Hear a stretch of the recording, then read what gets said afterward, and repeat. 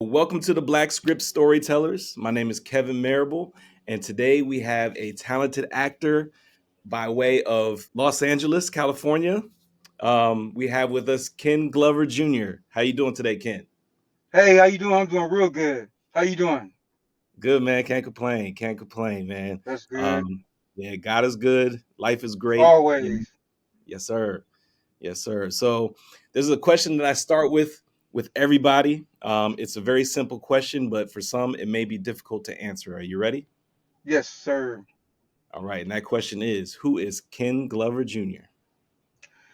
Ken Glover Jr. is a guy from Watts, California, hard worker, straightforward, fast thinker, God fearing man, um, just a go getter and never give up. So Ken Glover is the type of person that go after his, never give up, don't take no for an answer, and I just keep going till my dreams come true. I love that, man. That's pretty dope. And I love to get to know the person that I'm interviewing outside of what it is that they do. Just to kind of get a little bit of insight on people's character and who they believe they are as a person. So I loved your answer. Okay, Um, thank you. yes, sir. So you're also an actor, an executive producer, casting director, and like you mentioned earlier, Brazilian jiu-jitsu instructor slash Brazilian jiu-jitsu um, fighter. I guess would Yes. you consider a fighter? Okay. Um, how long have you been acting? I've been acting seriously acting since like 2005. I've been like just going all out with it since like 2005. Some of the projects that you've been in, I know a lot of them have been on some of the streaming platforms like Tubi, Google Play. Have you been on any of the other streaming platforms? Have you done any network? Um, On Amazon Prime. okay, It's on Amazon Prime and Roku and yeah, stuff like that. Yeah. I guess to my knowledge, you have a little bit of a theater background. Is that correct? Yeah, I did a couple plays a while back. Yeah, I And did a couple plays. Uh-huh. what did you do in those plays? One play I played like it was like a comedy role. It was Uh, like Mama's Bigfoot, and it was like a super comedy role. And I come in as like a little carjacker dude, and he comes in and robs these dude's car, and then I turn around and pick the guys up, and they like, what? What's going on? Like, you robbed me, and ain't that the dude that robbed me? So it was like a little funny spoof comedy thing on the play. It was cool. gotcha. What was the name of the play? Do you remember? I think it's if things can happen. Okay, okay, Yeah, yeah, okay. Cool, cool. yeah. And so, I talked to some of your other castmates from the film Fight for Love, and Yes, you are also a part of that film. And you play one of the trainers in that film. yes. Can you speak to your character and what it is that you did for Fight for Love? Oh yeah. So Fight for Love, I play a guy named Champ. Um, I'm the lead. I'm the lead guy, Jet. I'm his brother, and Okay. I had passed away a long time ago. But I've taught him MMA, boxing, and kickboxing as a young kid. Mm, So every time he gets down on his luck or he feel like he can get defeated, he remember the techniques that I taught him in the movie. gotcha. Okay. And to my knowledge, you also helped actually train some of the fighters for some of the fight sequences of the film. Is that correct? Yes, I helped train Jet. We did a fight sequence at the Venice Beach. We Uh-huh. did a couple little moves, little techniques, little knees, little kicks, throwing some little elbows and stuff like that. And I went over a little bit of jiu-jitsu techniques on the ground and pound and stuff like that. That's pretty dope. Is there a way that you can that when you're instructing and kind of figuring out how you're going to tackle the scene? is there a way that you actually show the actor, you know, you come up like this, and you know, you hit with your elbow like that, or is there something that you do as far as the choreography is concerned, so that way they know how to move in the fight, or is it more so just kind of showing them how the moves are supposed to look, and then you know they can kind of freestyle the moves when it's time to actually do the sequence? Yes, so it's a little tricky with it. It's all about the camera angles and stuff like that.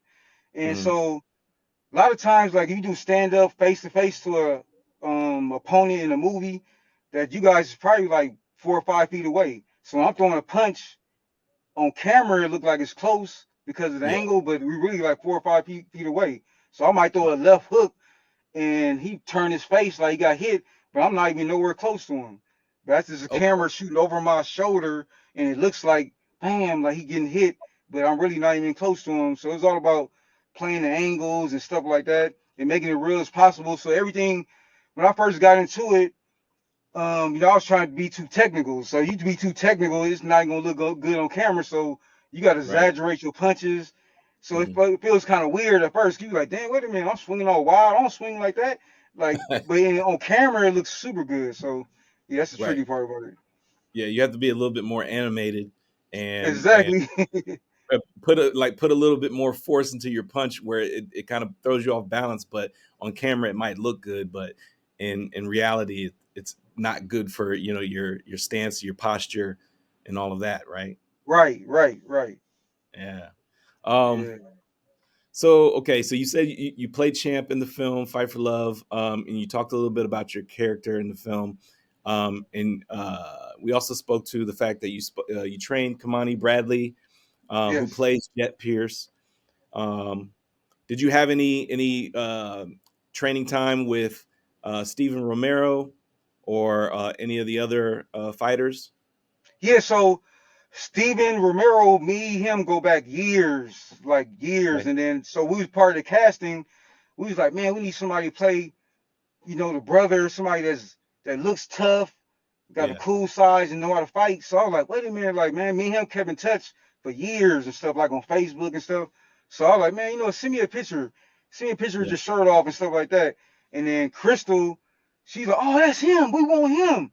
So automatic got him. So he already had fight experience already. And then me and him just got together. And then we got together and trained at Crown Boxing in Burbank. So we got together and did some moves in the ring and stuff like that. So we got a chance to work with each other. Okay, and get a little bit familiar with how each other moves and everything like that. And I'm sure you were able to show him some techniques too. Oh yeah, Um, yeah, for sure. Yeah, we show each other techniques, and we had a little sparring session going on to make it look realistic. So yeah. yeah, we was getting it going. Um, Now, as far as the jujitsu side, I know this is kind of steering away from acting, and steering away a little bit from the film. But are you stronger with like the ground and pound? And are you stronger, you know, with your you know on foot standing game? You know what? I say I'm equal on both because I had like 9 MMA fights and three Okay. kickboxing matches, and all my MMA fights I wanted to stand up. Even though I was super good on the ground, I just like showcasing my stand up. But I'm real deadly on the ground too, also. So I think I'm like equally. If you want to stand up with me, let's stand up. If you want to go to the ground, let's go to the ground. So either way, I'm like a fish in the water. I'm going into the deep end, like Yeah. Yeah. Um, yeah. that's dope, man. I'm a huge MMA fan. I watch UFC all the time. Um, and you know I'm also a big boxing fan as well, so I always find it interesting to know you know what people's strong suits are, and kind of how they get into fighting to begin with, you know. Okay. Yeah. So Well, how I got into fighting, um, everybody wanted to be like Bruce Lee when you were a little kid, so I used to be out there practicing yeah. kicks and all kind of stuff on my own without even telling nobody. And then I'll say, I always like action roles like John Claude Van Damme, Oh yeah, Bloodsport. Yeah. Michael Jai White, Uh-huh. Wesley Snipes, all of them, Jason Statham, all of them. I love all of them, Jet Li, everybody. So I was like, Yeah. you know what? I want to be an action star. So that's what made me want to get into martial arts. I didn't wasn't even thinking about fighting at the time. I wanted to like protect myself and do action, my own stunts and stuff like that.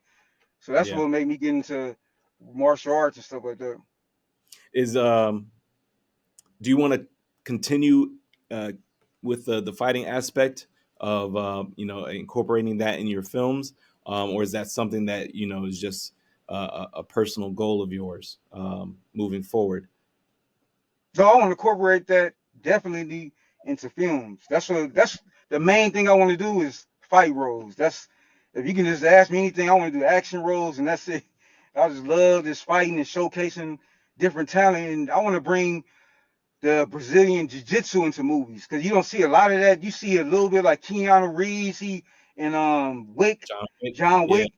yeah. He trained under the Machados, and I got my black belt under the John Machado system, and Oh, no. so you can see a lot of the throws and the arm bars and stuff like that he has in the movie. So I want to showcase that even more, get even deeper to the leg locks and the chokes and stuff like that, triangles and stuff like that. I want to put that in the movie so they can really like, oh man, this is dope. Like, Absolutely, yeah. yeah, And the fact that there's really not many people of color in martial arts, or right, in the martial art world for film. Like you right, mentioned, Michael Jai White. hmm He's probably the only one that comes to mind when it yeah, comes that's what I'm to saying. Yeah. martial arts. Yeah. And Um, bro, Wesley Snipes back in the day, he a real black belt too. He was super good yes. too. But then he got a little older, so now Michael John White is like really the only one you can even think of right now. That's just putting in the work and stuff. Right. So I Yeah. so I So want to you. be the next one to come in. Like man, I got to do it. I got to showcase my skills and stuff. Yeah, absolutely, man. That we definitely need more of those action films that incorporate fighting. It's not all about shooting or using weapons. Exactly.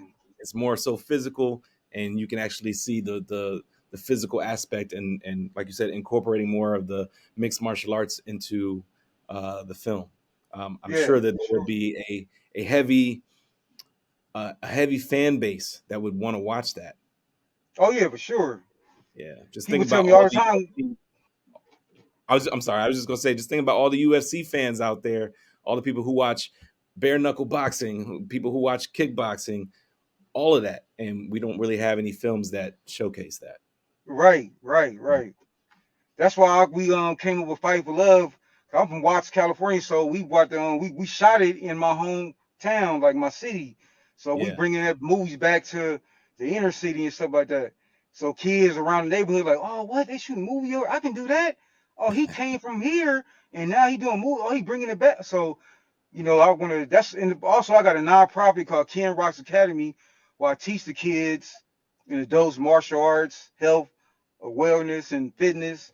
Because a lot of times, like the kids don't have opportunity because the schools cost so much, but they hmm, seeing all the moves on UFC. Like, man, I want to learn that, but the right, parents not able to pay for it.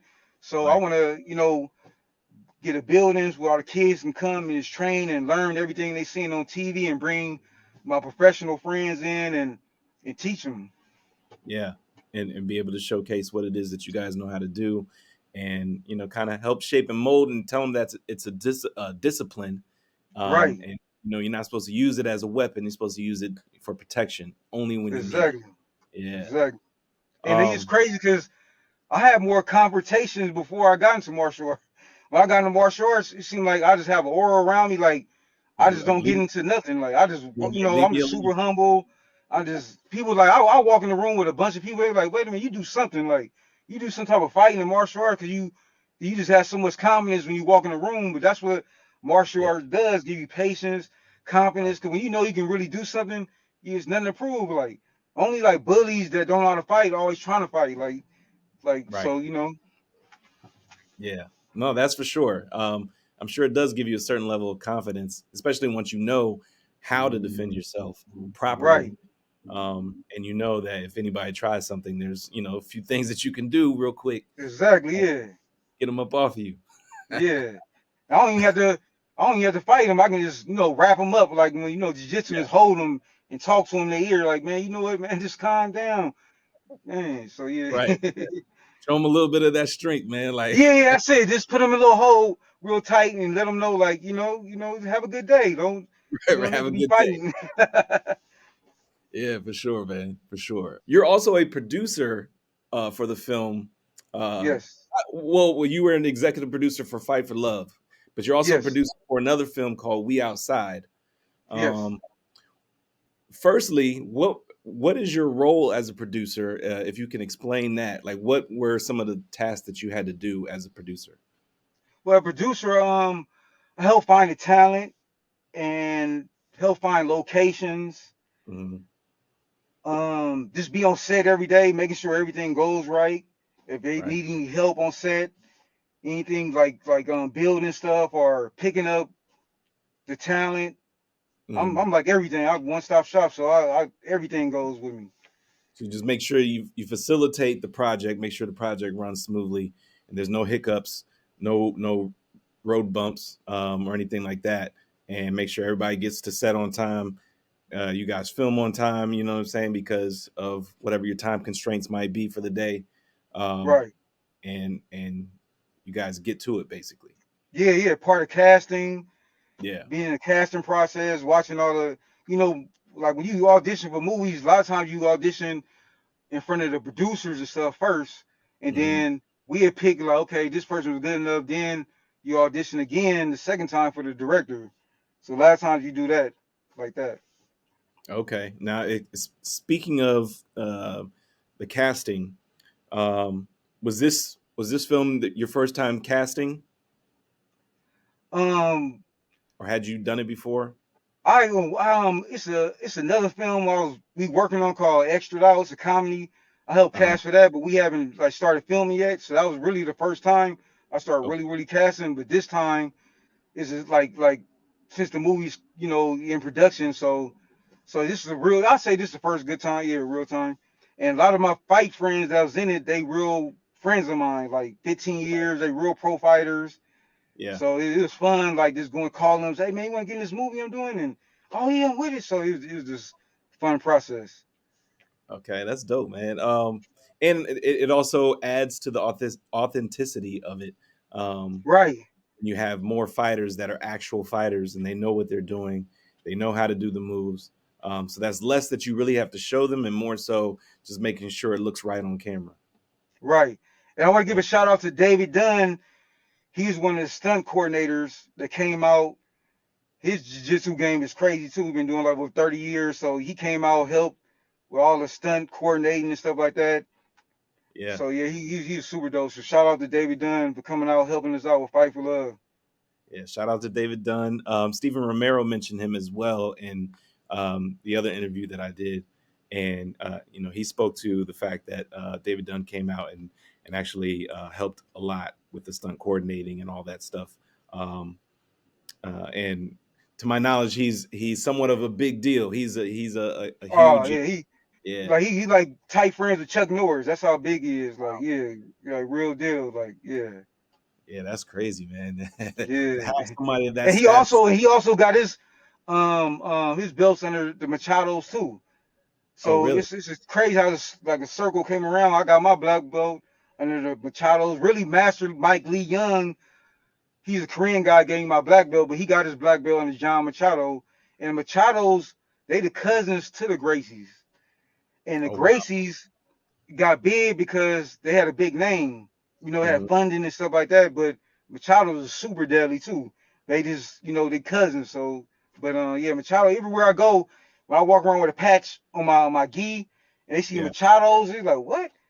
How you got a black belt and a Machado?" Say eyes get big. Like, oh man, he about to tear something up. Like, and you don't see right. too many us in color getting a black belt under them. So they Yeah. really tripping. Like, oh man, how this dude get a black belt under them? So yeah, it's a big thing. Yeah, it's an honor Oh, to big be. time. Yeah, it's an honor to be able to wear that and to be able to say that you were trained under the Machados, and you are one person that can help pass along some of the knowledge and training and techniques that you've picked up from them. Yeah. Yeah, that's pretty dope. What are some of the other roles that you've played for some of the other films that you've been in? Do you remember? Do you recall some of the other Um. roles you played? Yeah. So I played Hanging On to Love with Crystal Ellis. She wrote and directed it. Hanging on to Love. It's a comedy. I played this me and this guy, my cousin. I was hating on him because this girl already liked it. Uh, She ended up choosing him. We worked for a cleaning business, cleaners, and so that was a fun role. yeah. And there's a movie called Pax. I played like a little gangbanger dude. We rolled up on these dudes. They rolled up in L.A. coming from Texas. They stopped and we checked them and stuff like that. So I got to play like a little thug role. And then um, what else? Um, what else I played that was cool? I like to be versatile. I don't want to be typecast as this one role. I want to play like many different roles. Right. So Right. yeah, so I got a chance to play a love interest, a comedy guy, a Yeah. fighter, Yep. Gangster yeah, thug. a gangster thug. Yeah. If there's a role that you could play that you haven't quite been able to do yet, what would that role be? I would like to play a pastor. Really? Yeah, I would like to play a pastor. I'm really into God and Uh-huh. just this taking on that character and just I think like if you take on that character, God will come inside you and really bring it out even more. So I love to play like a pastor. And I also went off George Foreman. The movie just came out on Yeah. Netflix. Oh, I went off of that like 3 different times. I was gonna play the younger him right when COVID hit, and I went out 3 different times. And one, I grew my hair in an afro, cut my beard off, and they wanted me. They kept having me get up in the morning, box in the air, shadow box, and I liked it because they had me play a pastor role in that. So I had to read like 10 pages when he gave his life up to Christ and right. became a pastor, a preacher. So I did that in my audition. So that's why I want to play a pastor. Yeah. Oh wow. Yeah, that's dope. Yeah. And it gave you the opportunity to even see that is a role that you would potentially want to do in the future. Yeah, exactly. Exactly. Yeah. I played the crackhead too before. I played the crackhead in this TV show called Cocaine Sisters. That was crazy. It was Okay. super funny. Oh Yeah. yeah, yeah, yeah. Yeah, yeah. That's That was funny, funny. man. No, but real quick, going back to the pastor, as you were saying that, what would be actually a dope idea? And if anybody that's out there that's listening, or is and you're good at writing, you're a writer. Think about this: a pastor that has a has a has experience in jujitsu. So Oh man. you see what I'm saying? Like you give your life up to Christ, you become a pastor and all that, and the it just so happens the neighborhood you live in is heavy crime, and you trying to protect whether it's a kid or a group of kids or something to that effect, or even like just somebody that's in despair, and you are by day you are a hero because you are a pastor, you're a part of the community. Ooh. But by night you're like a vigilante. Ooh. Ooh, that'd be dope. Oh Yeah, man, yeah. That'd be yeah, that dope. sounds like a Yeah. dope idea, man. Oh, that'd be dope. Oh man. Right. So you can get it's like knocking out two birds with one stone. You get to be able Yeah. to give the word and give the butt whooping. You know what I'm saying? You know? Exactly. Yeah. Oh, that'd be dope. That'd be dope. Yeah. So Crystal, if you watching, there go your next script right there. Oh yeah. Please write that. Yeah, man. So as a casting director, and I don't know how much experience you've had with the experiences that you've actually taken on, but let me ask you, what is it that you look for from another actor when they either come to audition or they send in a self tape? You know what? Since I've been auditioning so many different times, I Hmm. can really tell now if a person is nervous. So I can tell because I know I went in auditions nervous, and you start doing stuff that your body don't have no control over. You don't even know you're doing it, and it Yeah, reads off as being super nervous. And also, I can see people who come in that really wants it just to be famous. You can tell it reads about them, and then you can tell somebody wants it just to pay their bills. Like, oh, if I get this, I'm gonna be rich. I'm gonna be. So you can just tell, the the different desperation. characters. So when you go up, when you looking for people when they come in audition, you want to see the confidence. The confidence is everything. And then Yeah, if they really know the script, You can tell if Mm, they study their lines or they really breaking down each scene. So mhm. you can tell who did that and who didn't. Right. And if they really want it, if they're passionate about it, you Right. know, yeah, and they fully get into character, and they're not just reading lines or just stating lines because they have it memorized. They actually Yeah. they're actually putting forth the effort. They're showing you raw emotion, all of that. Right. They Yeah. did their groundwork. They Right. really studied the lines. Hmm. And you do a Meisner acting or method acting. So you can Yeah. tell if method acting, you taking something personally from your life and you becoming that character, or Meisner is imaginary. So you just imagine that you was that person. So you can just Right. tell different people who knows their technique, who went to acting school. You can always tell that. Can you speak on the importance of black and brown coming together in TV and film? How important is that to you? Black and brown coming together is very important, especially in the inner city, because that's all you see is us. We live with each other. We go to the Mhm. gym with each other. We go to school with each other. So coming together on film is a real big thing because they try to separate us. Like, they try to separate the brown and the black and the hoods and stuff like that. And to see both of us on film together, and this type of story that we had on Fight for Love, how, Jet was married to a Hispanic woman and they was married Mhm. in a couple as a couple. That shows a lot because you don't see that. A lot of times you see a black guy with a white girl or something like that, but you don't see too many black guys with a Hispanic woman on film. So for us to Yeah. come together and shot in the neighborhood like Watts and stuff like that is super important to people can see that we can get along, even though everybody gonna have something you go through. Right. And so, but for the most part, to get along and on film is a big thing. It's good. Yeah. Most definitely. We definitely do need a lot more black and brown representation on film, whether it be, um, just friends, couples, um, just people within your neighborhood, your community. You guys can come together. It could be, just something, a united front, Right, on film, and then also to be able to support each other, um, uh, for the film, but then even outside of film, and show that, right. you know um, we can all get along, and make things better for the next generation, that's coming Yes, up. They're watching, they're paying attention, and it's highly important that, um, we don't fight with each other, and we unite, right, and we stay united, and we fight. If we do fight, we fight for a common cause, and right, we fight. right, right. Yeah.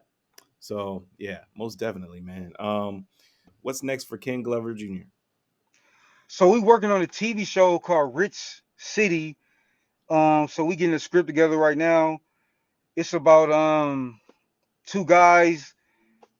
They There's best friends. Hmm. One of them coming from the Richmond, California, the Bay Area.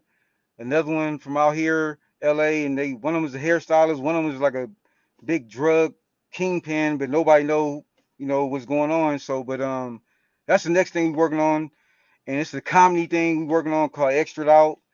It's comedy about actors trying to make it in the business.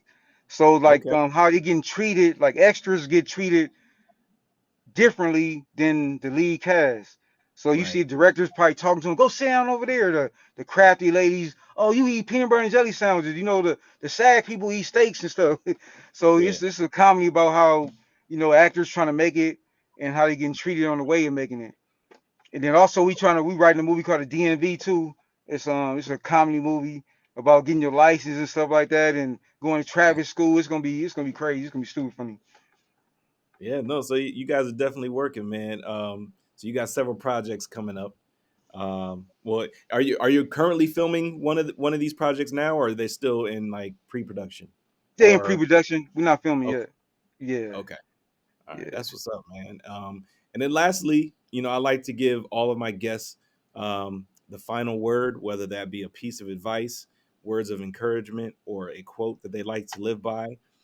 So if you have any of those three that you would like to share, feel free, man. Okay. Well, I would like to say that just never give up. Just keep following your dreams, even though it might look like it's not about to happen. It can be right around the corner, but just do not ever give up and take on. If you're an actor, take on all the roles you can. I don't care if it's big or small. You never know. That person could be the next big time director, the next big time producer. Take on a Right. role, so don't ever think like, oh man, that's too little for me. No, it's all about practice. At the same Mhm. time, you're getting practice. So Mhm. I would say just keep going after the crab and keep taking acting classes. I'm in acting class. You never know everything. I'm always a student. That's what I like to say. I'm always a student. You always can keep learning. And a quote I like is, whatever you make happen for others, God will make happen for you. Mhm. Yeah, I love that.